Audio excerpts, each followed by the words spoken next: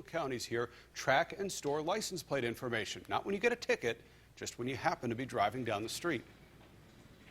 Just keeping track of everybody like that is kind of odd. You see signs like this on the road all the time, but look on the back. Some have a camera that records your license plate when you drive by. Our Wink News team got cell phone pics and video of several all over the area.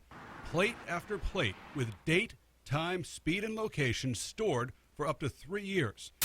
And if you want to know if they've tracked yours or when, the answer will likely be it's none of your business. I don't think that's right. It kind of sounds unconstitutional to me, really.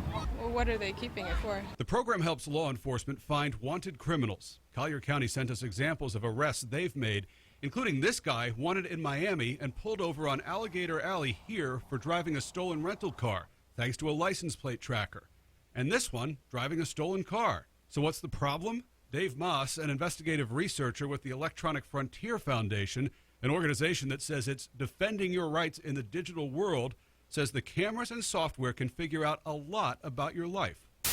It can determine what patterns you drive in. Like EFF did in Oakland, California, pulling data on the most photographed license plates to create this map of whose plates are most tracked and where they drive. So our organization has been very concerned about the privacy impacts of this. That's kind of scary. You know, they're following you around, you know, kind of invading privacy.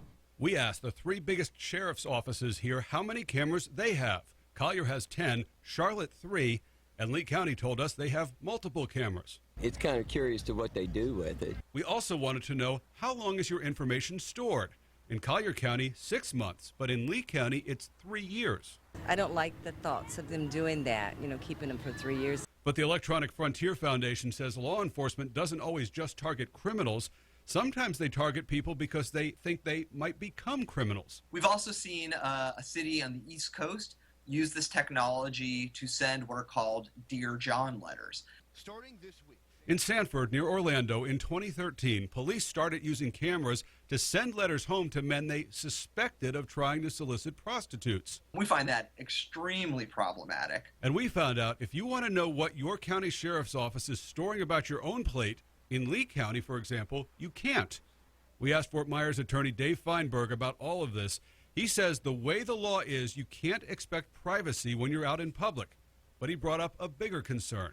When you create databases, you can create, you can do a lot of stuff with that data. And that, of course, raises privacy concerns because databases can be hacked, as we seem to learn every day.